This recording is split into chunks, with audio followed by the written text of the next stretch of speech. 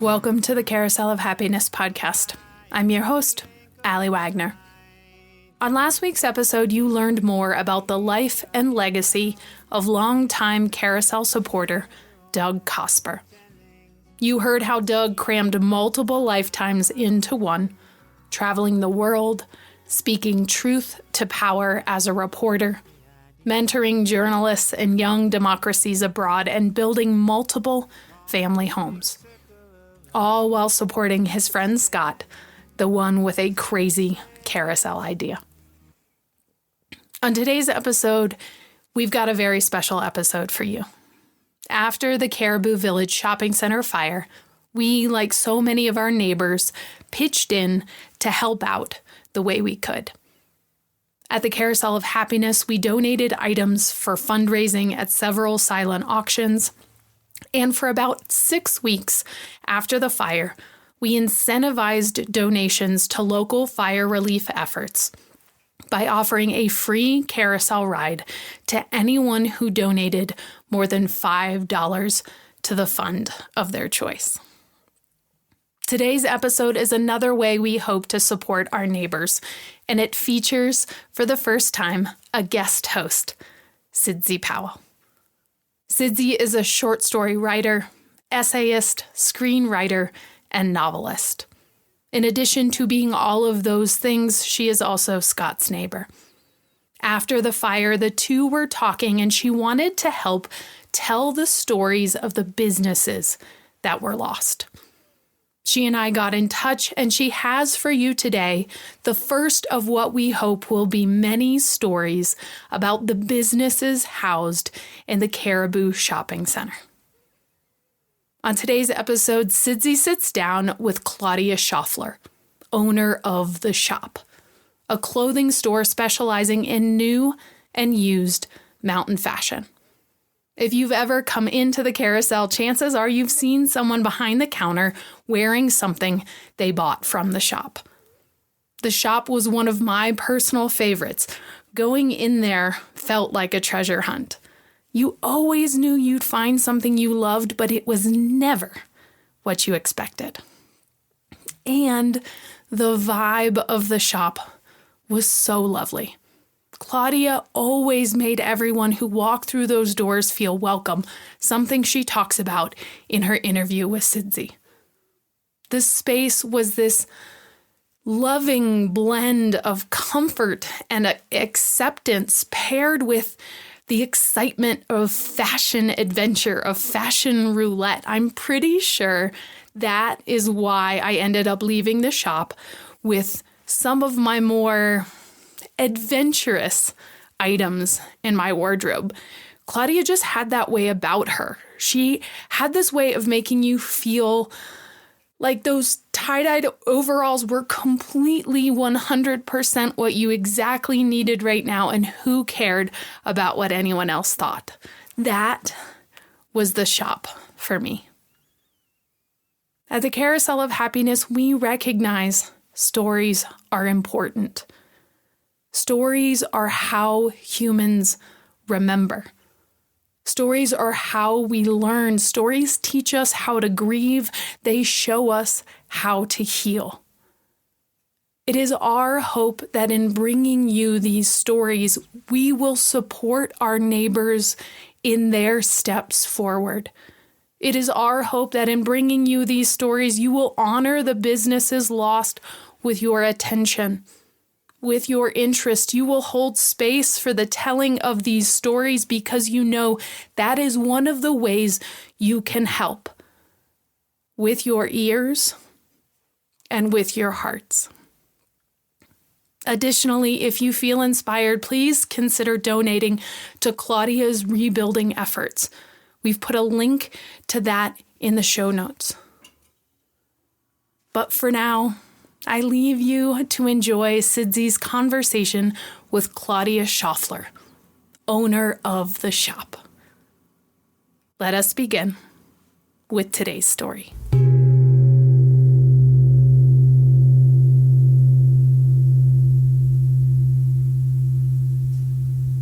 Hello, and welcome to a special edition of the Carousel of Happiness podcast.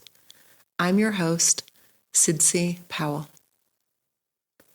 Early in the morning on October 9th, 2025, a fire broke out in the Caribou Village Shopping Center in Nederland, Colorado, right next to the Carousel of Happiness. Before the sun rose, the entire building and all the small businesses that call this place home were gone. For our small town, the loss was shocking. In the days and weeks that have followed, the outpouring of support, kindness, and donations have been tremendous. The purpose of this special edition is to preserve some of the wonderful memories from each store, to learn how they're moving forward, and to give you, dear listeners, the opportunity to participate in their next steps by sharing their donation page. Today we are with Claudia Schauffler. She's the proprietor of the shop, a store filled with amazing vintage, thrift, new items, and gifts. The shop was a hub in the community, and Claudia always welcomed people with a smile. The shop was Claudia's plan for retirement. She had a long career as an ICU pediatric respiratory therapist and later worked in healthcare management. Claudia retired in 2016, bought a consignment shop from a woman in the Tungsten area, and after 2 years, a spot opened in the Caribou Village Shopping Center. Claudia, thank you for taking time out of your very busy, very stressful life right now to talk about the shop and how people can help. But before we get into the stories about your store, I have to say retirement for most people does not mean starting and running a small business.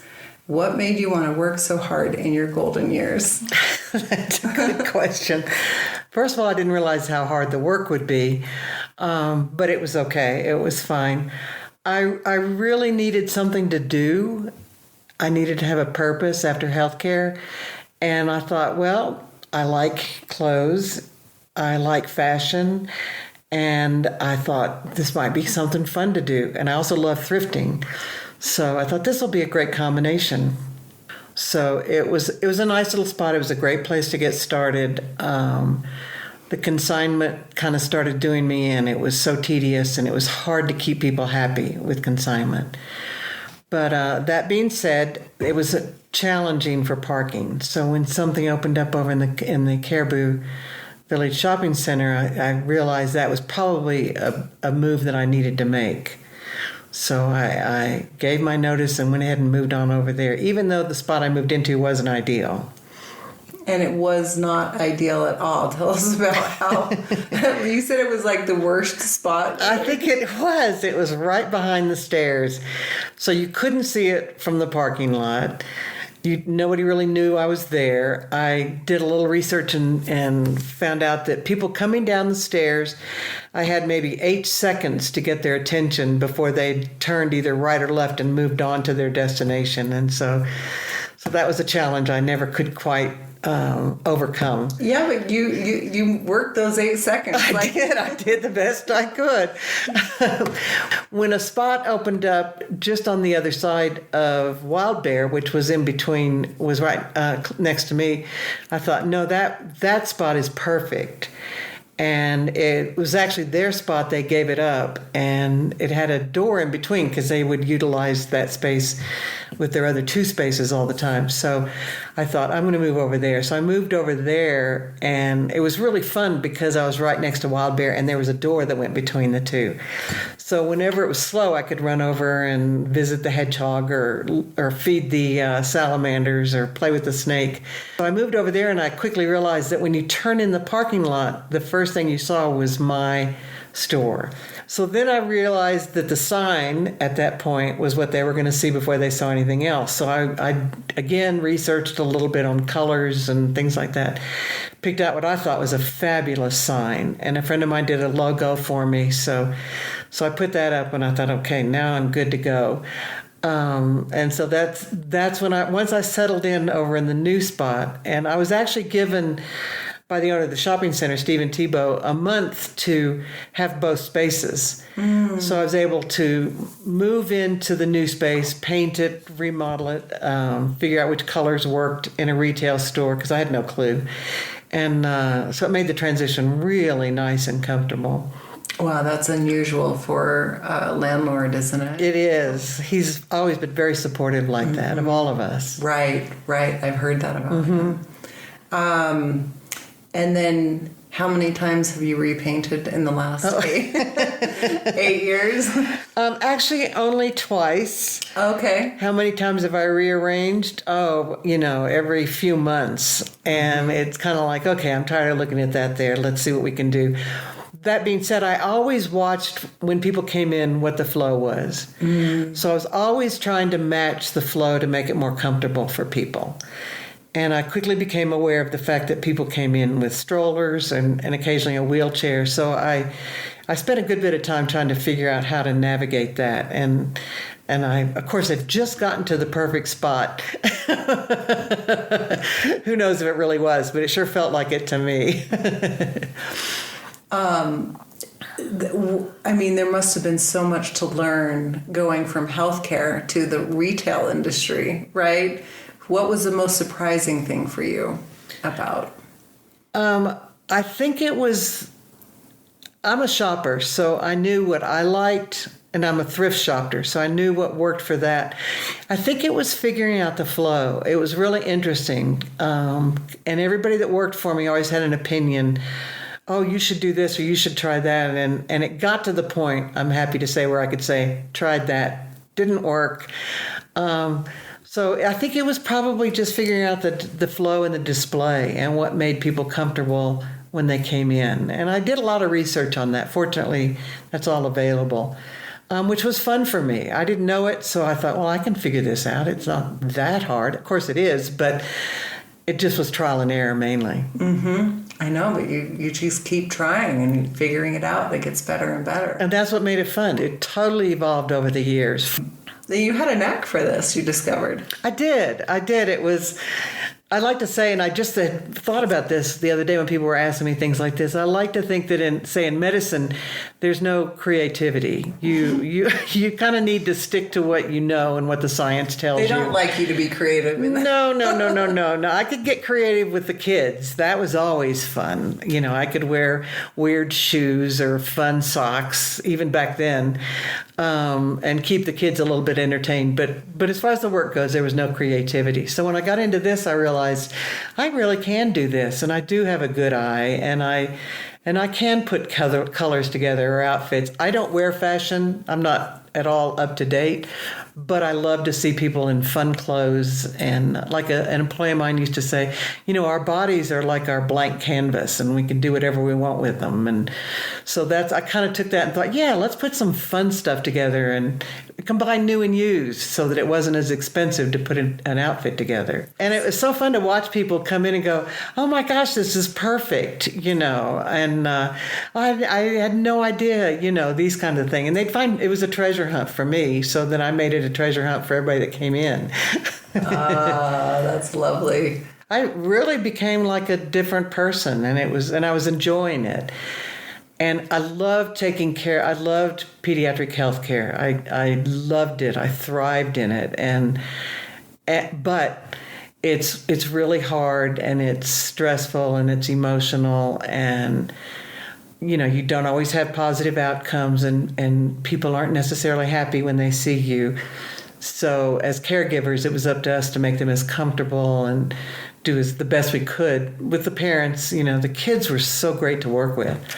But of course the families were stressed, and it was difficult and taxing. But so once I got out of it, my daughter had cystic fibrosis, and she was, of course, in the same hospital where I was working. So that was kind of our life.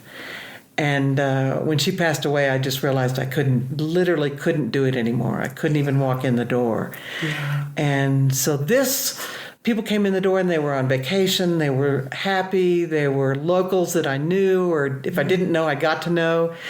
And so it was just a whole different life for me. And I just loved it. I loved watching people have fun. I loved the kids coming in. I always had something for kids, whether it was crystals or little rocks or something. And then I'd always tell them, now you can only pick out one, And then also I did for the local kids, I told them if they come in on their birthday, it had to be on their birthday, they could pick out a free pair of socks.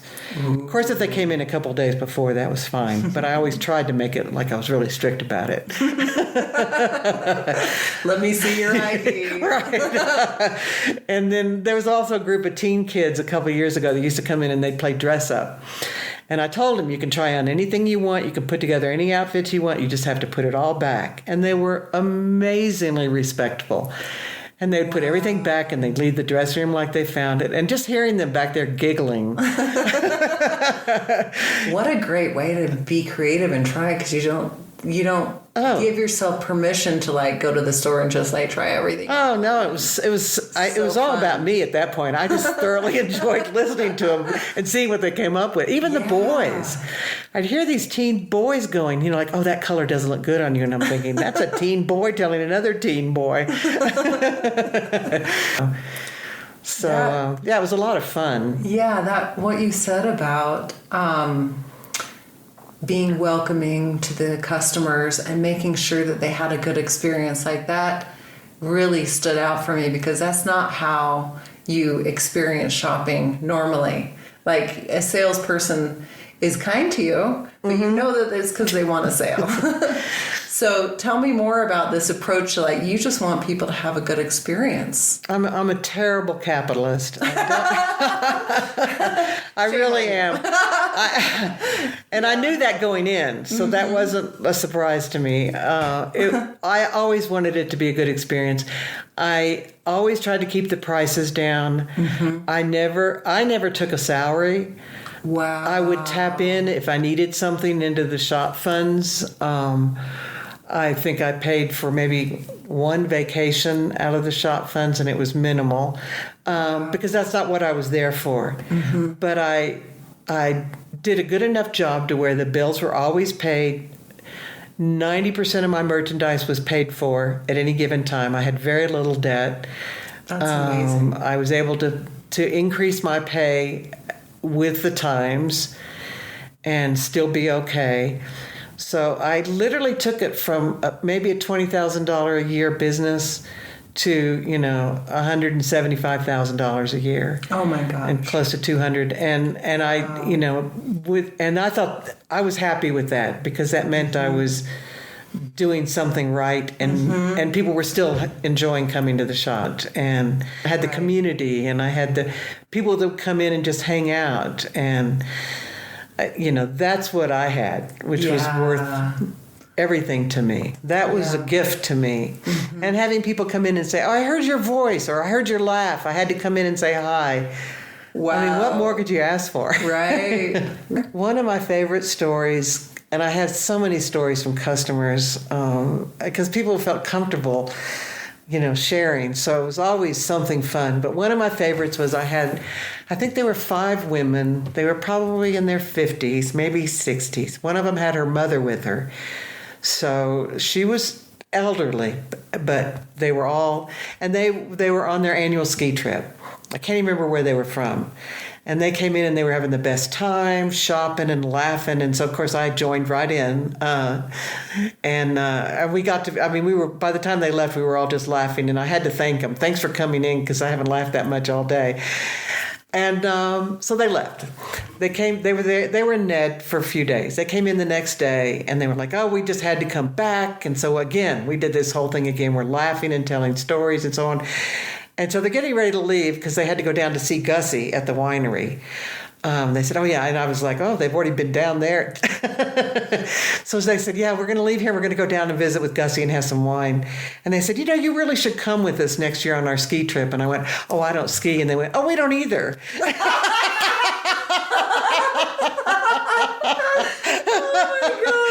They said, we shop and drink wine, but this is our annual ski trip. Oh my God, that's great. You could have picked me up off the floor. I was laughing so hard. Like it never occurred to them that I thought they were skiing. Oh, that's That's fantastic.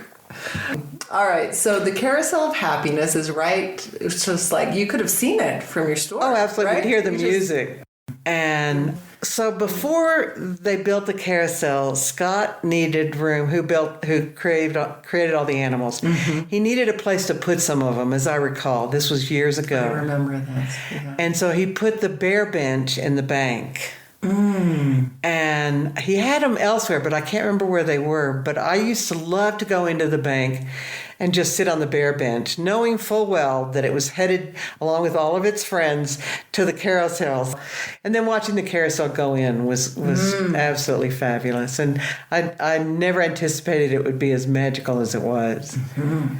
It just was, and it is, thank goodness. It is. Still. Scott and Ellen both. They're just such wonderful, positive people. Right. I mean, that's a small, big business in your retirement ages, too. Yes, exactly. Well put, indeed. I think there's a theme. I think there's a theme here. Okay, so what are your next steps? You have a temporary next step and a wishful next step. So it kind of depends on how I feel every morning when I wake up. I'm headed into a knee replacement. Oh. So that's kind of taking precedent. Again, I don't want it to, but it's having to. So I finally accepted that. And so I'm kind of thinking that I'll just give it a couple of weeks after that before I start thinking again of what I might want to do. Stephen Tebow is working on finding a space over in the Black Forest, if that works out, which is, of course, vacant right now. If that works out, I told him that I would love to set up a pop-up kind of a thing. I don't need much, I don't, and if other people are in there, even better. Right. That's fine with me, because I do have a little bit of merchandise left, not much. Most of it, some of it came in the day after and since then from the fire. Not much, but enough to where I could get some things going. Okay. And then I have some used stuff that I hadn't gotten out yet. Again, not much, but just enough. And I'm always game to go to a thrift store and restock. That's not a problem. So that's kind of on the horizon. I don't see myself starting the business from scratch all over again. Mm-hmm. I think that's kind of, those days have passed. I do feel a little lost. I'm not quite sure what to do with it, but I've learned over time that I can't push anything. Mm-hmm. I just have to wait and see how it evolves. Right. Do you have a wishful next step? Wishful would be that somebody steps in and really wants to continue the shop. Because I think the community enjoyed it. Mm-hmm. And anybody that's committed to that kind of vision would love it. Mm-hmm. And I'd love being a part of it in whatever capacity. Right, that would be beautiful. And Stephen Tebow is going to rebuild the shopping center. He's asked us all for input on anything any design, anything. It's already come up that we need murals, which is great. Lovely. Yeah, so that's already been put on his plate. We need to have murals on the building. So I love that. Yeah. And when he came up Saturday for our rally, he said, I have lots of property. He said, this was you guys. This was your loss. Right. He said, I'm very, very sensitive to that. And he genuinely is. So he does want our input. That's the right kind of landlord. I know. Right? Wow. I'm so lucky. We're all so lucky. Right. This is an amazing community. There's amazing communities all over the world, and I'm just happy to live in one of them. That's right. Me too. Well, thank you for taking time today. The shop was more than a store. It was part of a community. You can contribute to Claudia's temporary and wishful next steps by donating to her GoFundMe page, The Shop, Claudia Schauffler, SCHAUFFLER, and a link will be in the bio. Thank you. Thank you. Thank you for joining us for this special edition.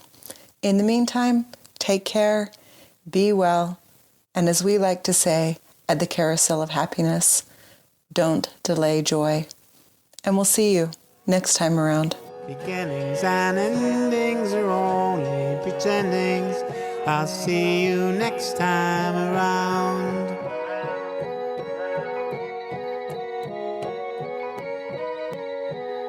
I'll see you next time.